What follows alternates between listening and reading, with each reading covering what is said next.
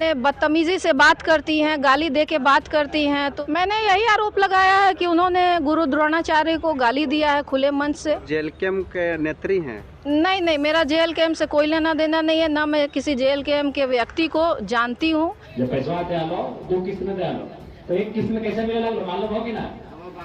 हमारे कारण मिल रहा, हम ही सवाल उठा लो विधानसभा में। नहीं नहीं, ये मैटर आगे जाएगा, क्योंकि देखिए पूर्व में क्या हुआ है उनके ऊपर, मैंने आपको पहले भी बोला कि मैं ना तो उनको जानती हूँ और ना मुझे उनसे कोई मतलब है। उन पे क्या एफआईआर हुआ है पूर्व में, मुझे उससे कोई मतलब नहीं है। मैंने अपना एफआईआर किया है, मैं इसको आगे प्रोसीड। दोस्तों, बहुत बड़ी खबर आ रही है। हमारी आजसू की आदिवासी नेत्री कहे जाने वाली ज्योत्सना किरकिट्टा दीदी जी की मुश्किलें बढ़ने वाली है। ज्योत्सना किरकिट्टा दीदी जी ने जो हरामखोर शब्द का प्रयोग किया था गुरु द्रोणाचार्य जी को लेकर के, ये मामला जो है इसको ठंडे अवस्थे में नहीं डाला जाएगा। जो केस दर्ज किया गया, जो एफआईआर करवाई ज्योति आनंद जी, उन्होंने साफ शब्दों में कहा है कि इस मामले को बहुत ऊपर तक लेकर मैं जाऊंगी। अब पत्रकार बंधु ने सवाल किया कि ज्योत्सना किरकिट्टा पर बहुत सारा एफआईआर पहले भी हो चुका, लेकिन उस मामले में कोई सुनवाई नहीं हुआ और आगे कार्रवाई भी नहीं हुआ। तो ज्योति आनंद जो केस की गुरु द्रोणाचार्य जी के हरामखोर शब्द वाले गाली पे मामले में जो एफआईआर दर्ज हुआ ज्योत्सना किरकिट्टा पर, तो कह रही है ज्योति आनंद जी कि इस मामले को मैं आगे लेकर जाऊंगी। पीछे कितना एफआईआर हुआ नहीं हुआ ये मुझे उससे कोई लेना देना नहीं है, लेकिन यह मामला ऊपर तक जाएगा।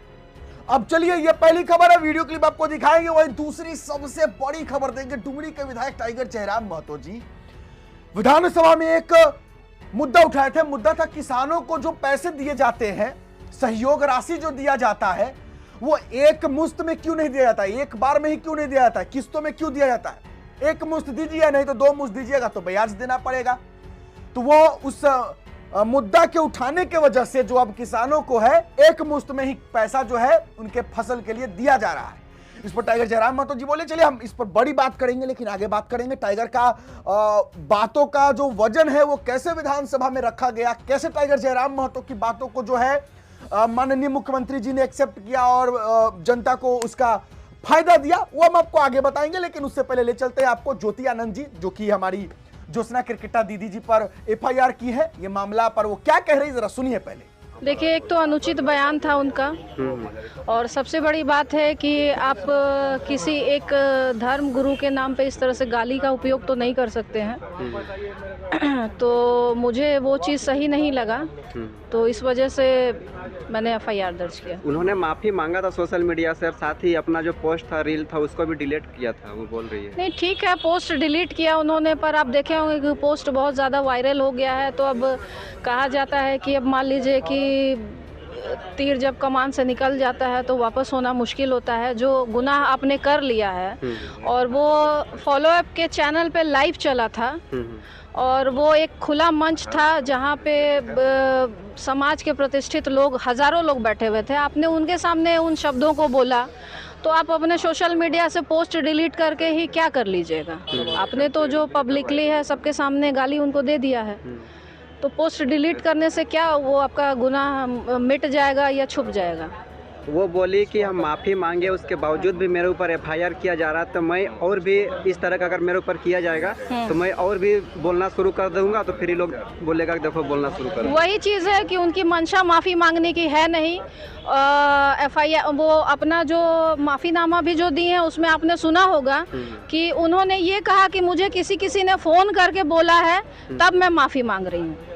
वो अपनी मर्जी से माफ़ी नहीं मांग रही हैं। और उसके बाद भी उनका माफ़ीनामा आपने सुना होगा, तो माफ़ीनामा में वो यही बोल रही हैं कि मैंने गुरु द्रोण का नाम लिया इसलिए मैं माफ़ी मांग रही हूँ। उन्होंने ये नहीं कहा है कि मैं गुरु द्रोणाचार्य को गाली दी हूँ इसलिए माफ़ी मांग रही हूँ। तो उस माफ़ी का कोई औचित्य नहीं बनता है मेरे हिसाब से। उनका कहना है कि मुझे उनको गाली देना नहीं था, बस एग्जाम्पल के लिए मैं उनका नाम लिया हूँ। एग्जाम्पल के लिए आप बिना गाली भी किसी के लिए एग्जाम्पल दे सकती हैं, पर इन लोग का क्या है ना, रीलबाज नेता हैं, गाली दे दे के चमक गई हैं। आप उनका पुराना वीडियोस भी देखी होंगी, तो माने बदतमीजी से बात करती हैं, गाली दे के बात करती हैं। तो आजकल रील की दुनिया है, रील की दुनिया में आप जितना आप शब्द का उपयोग करेंगे, जितना गाली देंगे, उतना आपका व्यूज़ बढ़ता है, पॉपुलैरिटी मिलती है। तो इनके हिसाब से है कि जब तक हम गाली नहीं देंगे तब तक हम चमक नहीं पाएंगे। आप एक चीज़ नोटिस किए होंगे कि जब उनके ऊपर प्रहार होता है तो आदिवासी से आती हूँ, मैं दलित समाज से आता हूँ, जी, जी, इसीलिए मुझे दबाव बनाया जाता है। इसको आप किस तरह से देख रहे हैं? सबसे पहली बात है कि मैं जहाँ तक जानती हूँ कि वो आदिवासी महिला है। अब वो दलित खुद को क्यों बोल रही है मुझे नहीं पता। आदिवासी अलग होता है, दलित अलग होता है। तो वो शायद ये भी भूल गई हैं कि वो आदिवासी हैं या दलित है। तो वो अभी क्या है, विक्टिम कार्ड खेलना चाह रही हैं। चूँकि गलती तो उनकी गलती नहीं बोल सकते हैं, ये गुनाह है। तो वो अपनी गलती को छुपाने के लिए विक्टिम कार्ड खेल रही हैं। तो वो खुद अभी कंफ्यूज है कि वो आदिवासी हैं या दलित हैं। तो ये क्या, किसी को अगर हम मान के चलिए मार देते हैं, उसके बाद हम बोलेंगे हम आदिवासी हैं, तो क्या मेरे ऊपर कोई कार्रवाई नहीं होगा आदिवासी के नाम? बिल्कुल होना चाहिए, बिल्कुल होगा। कानून सबके लिए बराबर है। तो वही चीज़ है कि मैंने इसीलिए बोला कि उनके साथ भी पूर्व दिनों में घटना हुई थी। अमित महतो नाम का व्यक्ति उनको गाली दिया करता था। तो इन्होंने केस किया। अमित महतो ने भी माफ़ी मांगी थी जहाँ तक मैं जानती हूँ, पर इन्होंने माफ़ नहीं किया है। अब ये चाहती हैं कि ये गलती करके, ये गाली दे के माफ़ी मांगे और लोग इनको माफ़ कर दें। तो जब आप खुद किसी को माफ़ नहीं कर सकती हैं तो आप माफ़ी की उम्मीद करती कैसे हैं? उनका कहना है कि जिस समाज से वो आते हैं द्रोणाचार्य, उनके समाज वाले कुछ नहीं बोल रहे हैं, लेकिन महतो समाज के लोग ज़्यादा बोल रहे हैं। और उन लोगों ने ही ये चीज़ बहका के उनको ऐसा मोटिवेट करके मेरे ऊपर FIR करवाया गया। नहीं नहीं, ऐसा नहीं है। हम लोग FIR करने गए थे। हम लोग लगभग 25 लोग थे और FIR में सब लोगों ने अपना हस्ताक्षर भी किया है। और आप देखेंगे कि सब ब्राह्मण समाज के लोग ही थे और मतलब मिले जुले समाज के थे। स्पेसिफिकली हम ये नहीं बोलेंगे कि सिर्फ ब्राह्मण समाज के थे, क्योंकि देखिए यहाँ किसी समाज को लेके हम लोग नहीं गए हैं या किसी धर्म को लेके हम लोग नहीं गए हैं। हम लोग सिर्फ इसलिए गए हैं कि एक धार्मिक गुरु को उन्होंने गाली दिया है, जिनके नाम से राष्ट्रीय पुरस्कार दिया जाता है। तो ये गुरु को अपमान करने वाली बात है। तो यहाँ पे सबसे बड़ी बात है कि गुरु को अपमानित करने का हक किसी को नहीं है। किन किन मुद्दों पे, किन किन आरोपों में आप उनको लगाए हैं? मैंने यही आरोप लगाया है कि उन्होंने गुरु द्रोणाचार्य को गाली दिया है खुले मंच से, जिसके वजह से वो किसी समुदाय को भड़काना चाह रही हैं। और एक दूसरा आरोप मैंने ये लगाया है कि चूँकि गुरु द्रोणाचार्य के नाम से आज भी राष्ट्रीय पुरस्कार दिया जाता है और वो राष्ट्रीय पुरस्कार खिलाड़ियों को नहीं दिया जाता है, बल्कि खिलाड़ियों के जो गुरु होते हैं उनको दिया जाता है। तो ये अपने आप में एक बहुत बड़ा सम्मान है राष्ट्र के लिए, माने बहुत बड़ा राष्ट्रीय पुरस्कार है। तो आप खुद एथलीट्स हैं, जैसा मैं जानती हूँ, तो आपको खुद सोच समझ के बोलना चाहिए कि आप किसके बारे में बोल रही हैं। तो इसका मतलब है कि आपको राष्ट्र के प्रति भी कोई सम्मान नहीं है। तो ये तो देशद्रोह के श्रेणी में आता है। आपको कुछ लोग देख रहे हैं कि बोल रहे हैं, जो वीडियो चल रहा है उसमें, कि आप जेल कैम्प के नेत्री हैं। नहीं नहीं, मेरा जेल कैम्प से कोई लेना देना नहीं है, ना मैं किसी जेल कैम्प के व्यक्ति को जानती हूँ। मेरा चूँकि मैंने बोला कि मुझे उनका स्टेटमेंट सही नहीं लगा और मुझे ज्योत्सना केरकेट्टा से कोई मतलब नहीं है, ना किसी विशेष समुदाय से मुझे कोई मतलब है। मुझे बस उनके गलत शब्दों पे ऐतराज़ रहा। तो अगर ज्योत्सना केरकेट्टा के जगह पे कोई और भी तीसरा, चौथा, पांचवा कोई भी व्यक्ति रहता तो मैं यही स्टेप उठाती। और इसके पूर्व में भी मैंने एक मुखर संवाद के संपादक हैं अशोक गोप जी, उन्होंने भी एक इसी तरह का बयान सोशल मीडिया पे दिया था। तो उनके खिलाफ भी मैंने FIR किया था, जबकि मैं अशोक गोप को भी पर्सनली नहीं जानती हूँ। तो मेरा पर्सनली किसी से कोई दुश्मनी नहीं है, क्योंकि उस महिला से मैं कभी मिली ही नहीं हूँ जीवन में, और ना मेरा उससे कोई लेना देना है। तो और ना ही मेरा जेल कैम्प के लोगों से कोई लेना देना है। तो ये मेरा अपना पर्सनल जो फीलिंग था कि वो गलत है, तो गलत के खिलाफ आगे आना चाहिए, और कोई बात नहीं है। ये तमाम जो अभी देख पा रहे हैं झारखंड में खास करके कि एक दूसरे को गाली देके नेता बनो या चेहरा चापा, उन लोगों को आप क्या संदेश देना चाहेंगे? देखिए, संदेश देना चाहूँगी कि आप ठीक है, आप रील बनाइए, चमकिए, अच्छी बात है, पर एक मान मर्यादा में चमकाइए कि अपने आप को, कि ऐसा नहीं है कि आप किसी को गाली दे के ये गलत माने आजकल समाज में फैला हुआ है। चूँकि सोशल मीडिया में एक्चुअली देखती हूँ कि जो जितना ज़्यादा गाली देता है उतना पॉपुलर हो जाता है। शायद यही मानसिकता लोगों की बढ़ गई, व्यूज़ बढ़ता है। पर ये एक गलत संदेश है। आप सोचिए कि आपके घर परिवार के लोग भी आपका शायद रील्स देख रहे हैं, तो आपको सोचना चाहिए कि सबसे बड़ा सवाल उठता है आपकी परवरिश पे, कि आप बाहर में किस तरह के लैंग्वेज में बात कर रहे हैं। तो पीठ पीछे लोग आपकी परवरिश पे ही सवाल उठाते हैं, आपके माँ बाप पे सवाल उठाते हैं कि शायद माँ बाप ने संस्कार नहीं दिया है। तो आप अपने व्यूज़ के लिए, पॉपुलैरिटी के लिए आप अपने माँ बाप को क्यों गाली खिलवाते हैं? आगे इस केस को आप वापस लीजिएगा कि फिर इसको कंटिन्यू और भी आगे जाइए, क्योंकि इससे पहले भी उनका बहुत एफआईआर हुआ है जी, और वैसा कुछ उन पे ऊपर कार्रवाई नहीं किया गया। तो इस केस में कहीं फिर से सिर्फ ये एफआईआर तक ही रह जाएगा या फिर आगे भी आप नहीं लेके नहीं, जाएंगे? ये मैटर आगे जाएगा, क्योंकि देखिए पूर्व में क्या हुआ है उनके ऊपर, मैंने आपको पहले भी बोला कि मैं ना तो उनको जानती हूँ और ना मुझे उनसे कोई मतलब है। उन पे क्या एफआईआर हुआ है पूर्व में, मुझे उससे कोई मतलब नहीं है। मैंने अपना एफआईआर किया है, मैं इसको आगे प्रोसीड करूँगी, क्योंकि उन्होंने अभी भी उनकी मंशा यही है कि उनको आज भी रियलाइज़ नहीं है कि उन्होंने क्या गलती की है। वो कल भी मैंने एक भोकाल न्यूज़ चैनल में देखा कि वो अपना इंटरव्यू दे रही हैं, उन्होंने यही कहा कि मेरे पे एफआईआर होने से क्या होता है, अभी भी मैं जो मन होगा वही बोलूँगी। तो उनको अपनी गलती का एक तो एहसास नहीं है, चूँकि गलती का एहसास इसलिए नहीं है कि वो, आप भी वीडियो देखे होंगे, वीडियो देख के आपको समझ में आया होगा कि वो स्क्रिप्टेड था, क्योंकि वो लास्ट में वो समय लेके कि मैं 10 मिनट का कुछ बोलना चाहती हूँ, 10 मिनट कुछ 10 सेकंड कुछ बोलना चाहती हूँ, तो वो उनका स्क्रिप्टेड था। और उसमें तो अगर रूप झाड़ के जी बिल्कुल, उनका समय ख़त्म हो चुका था, उनको समय नहीं दिया जा रहा था, ज़बरदस्ती वो ये चीज़ बोली हैं, तो ये उनका पहले से स्क्रिप्टेड था। क्योंकि अब चूँकि पहले तो वो आदिवासी नेत्री बन के जो अपना हाईलाइट हो रही थी, अभी कुछ दिनों से उनका ग्राफ नीचे जा रहा है, तो अभी पॉपुलैरिटी के लिए उनके पास कुछ नया मुद्दा नहीं है, स्क्रिप्ट चाहिए, नया मुद्दा नहीं है। तो वो नया मुद्दा लेके मार्केट में उतर रही हैं कि अब शायद इससे मुझे पॉपुलैरिटी मिलेगी, तो वो ये इनकी गलती है। ये बात तो बिल्कुल सत्य भाई कि जिस समय अमित महतो को गिरफ्तार किया गया तो उस समय अमित महतो ने भी माफी मांगी थी कि उन्होंने गाली का प्रयोग किया, उन्हें नहीं करना चाहिए, उन्हें माफ कर दिया जाए। तो आखिरकार हमारी ज्योत्सना दीदी ने उनको माफ क्यों नहीं किया? माफ कर देती तो आज अमित महतो जेल से बाहर होते। अब आजसू की नेत्री आदिवासी हितैषी ज्योत्सना किरकिट्टा दीदी जी कहती है कि गालीबाजों को मैं नहीं छोड़ूंगी, गालीबाज है पत्रकार, गालीबाज है जेल कैंप के लोग, ये वो दिस दैट। तो जब गालीबाज है ये लोग तो फिर वो क्या है? और अगर अमित महतो के माफी मांगने पर वो उनको माफ नहीं की तो फिर ज्योत्सना किरकिट्टा के गाली देने के बाद माफीनामा, वो भी एक झूठ मूठ का, जैसा कि ज्योतियानंद जी ने भी कहा कि उनकी मंशा नहीं है कि वो माफी मांगे अपने मन से, बस वो है कि बस एक दिखावा है कि बस किसी भी तरीके से मेरे ऊपर एफआईआर ना हो और हम बच जाए, इसलिए माफी मांगे। एक झूठ मूठ का एक नाटक कह रही थी ज्योतियानंद जी। अब इस पर आप क्या कहते हैं? क्या सच में ज्योत्सना किरकिट्टा अगर वो माफी मांग रही हैं तो उनको माफ करके उनके ऊपर जो एफआईआर हुआ है उसको वापस लेना चाहिए या फिर इस मामले को आगे ले जाना चाहिए? आप क्या सोचते हैं? कमेंट बॉक्स में लिखिएगा। अभी मैं आपको टाइगर जयराम महतो जी के पहले वीडियो क्लिप दिखाते हैं, एक वीडियो क्लिप देखिए, फिर मैं उसके बाद बात करूंगा। पहले 2 किस्त में मिला लो, जब पैसा दे लो 2 किस्त में दे लो, तो एक किस्त में कैसे मिलेगा मालूम हो कि ना?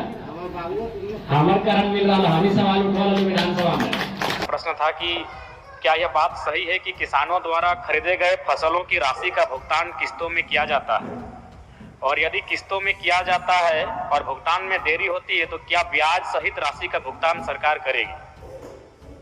चलिए माननीय मंत्री जी। चलिए एक बार फिर से सर बता दीजिए। हाँ मंत्री महोदय, मेरा प्रश्न ये है कि जो निर्धारित जयराम जी हम बता देते हैं, किसान को जो आप समर्थन मूल्य देते हैं, समर्थन मूल्य का जो पैसा है अगर देर से, अगर विलंब से अगर भुगतान होता है तो क्या उसमें इंटरेस्ट आप देंगे? यही ना? ठीक, बोलिए अध्यक्ष महोदय। बोलिए सर निश्चित तौर पर महोदय, अगर कहीं लगेगा कि हम लोग, क्योंकि किसानों का अगर हक हम लोग मार रहे हैं तो निश्चित तौर पर इंटरेस्ट देंगे महोदय, ऐसी कोई बात नहीं है।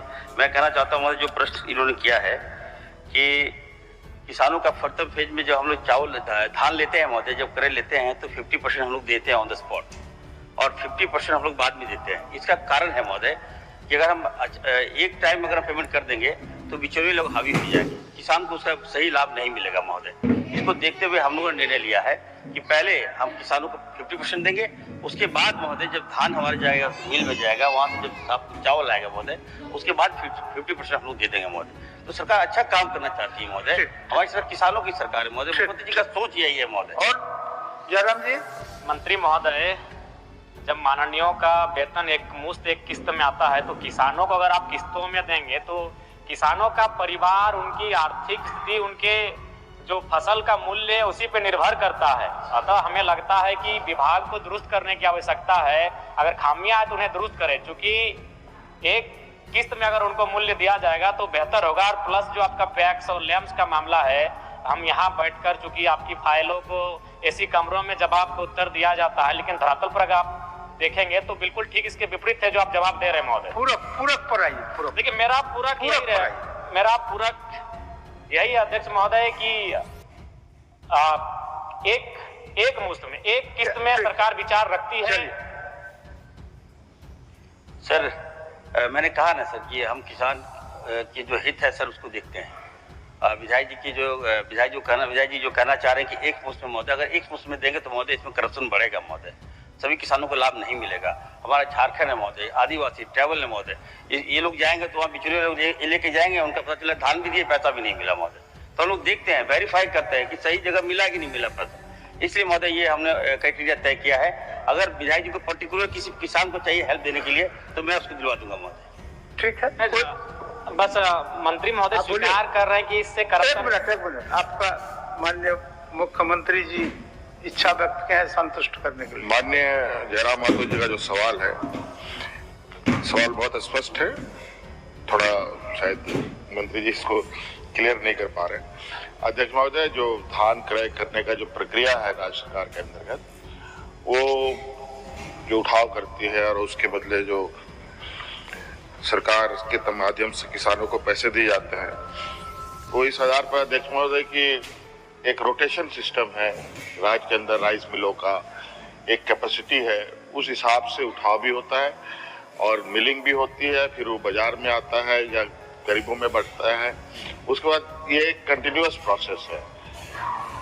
जगह नहीं होने की वजह से उठाव भी कभी देरी से होती है और राइस नहीं बनने की वजह से मिल में ये प्रोसेस कंप्लीट नहीं होने से उनको पैसे भी नहीं मिलता है। तो ये कंटिन्यूअस प्रोसेस है और ये चलता रहता है। हाँ, ये बात है कभी कभी किसी वर्ष किसी में अधिक समय लग जाता है, किसी जिले में किसी में समय पर मिल जाता है, तो ये फेज वाइज ही चलता है अध्यक्ष महोदय।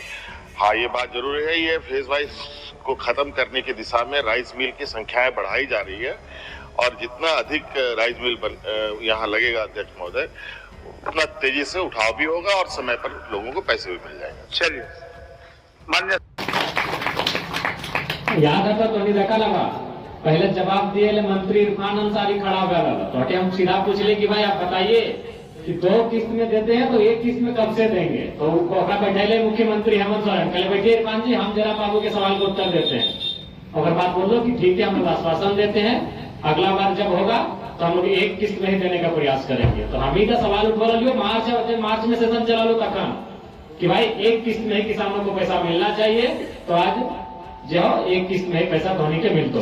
यानी कि टाइगर जयराम महतो ने जो विधानसभा में मुद्दा उठाया था कि किसानों को आप उनके फसलों के पैसे जो है वो एक मुश्त दीजिए, 2 बार काट कर मत दीजिए, और इस पर जो है सरकार ने अपनी संजीदगी दिखाते हुए एक मुश्त में पैसा देने का ऐलान कर दिया है और अब जो है किसानों को फायदा हो रहा है, एक मुश्त में ही उनको पैसा दे दिया जा रहा है। और ये टाइगर जयराम महतो जब किसी मुद्दे को विधानसभा में रखते हैं और अगर वो मुद्दा बहुत संगीन हो, गंभीर हो, तो सरकार को उस पर कार्रवाई करना ही पड़ता है, क्योंकि अगर नहीं करेगी तो यह फिर से वही होगा। अगले विधानसभा सत्र में टाइगर जयराम महतो जी मंत्री साहब को या संबंधित विभाग को पकड़ लेते हैं ना गियर में कि आप जवाब दीजिए, आपने कहा था पिछले बार कि आप ऐसा करेंगे, आपने ऐसा क्यों नहीं किया।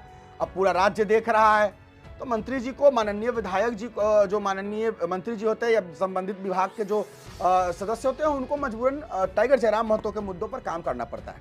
और इसलिए टाइगर जयराम महतो मान कर चलिए तो अगर विधायक बने हैं तो कोई गलती नहीं है, ऐसे लोगों को मतलब राजनीति में आना चाहिए ताकि हमारा राज्य, देश और आगे बढ़ सके। चलिए फिलहाल अभी के लिए इतना ही है। कमेंट बॉक्स में अपना राय विचार लिखिएगा, आप क्या सोचते हैं। ज्योत्सना किरकिट्टा के माफीनामा पर उनको माफ करके छोड़ देना चाहिए या फिर मामले को आगे लेके जाना चाहिए, आप लिखिए, बताइए आपको। और टाइगर जयराम महतो पर क्या सोचते हैं ये भी आप लिखिए, आप बताइए। चलिए फिलहाल अभी इतना ही, इजाजत दीजिए मुझे। मेरा नाम बिट्टू सिंह, आप इस वीडियो मिस्टर बिट्टू सिंह पर देख रहे होंगे। जोहार, जय हिंद।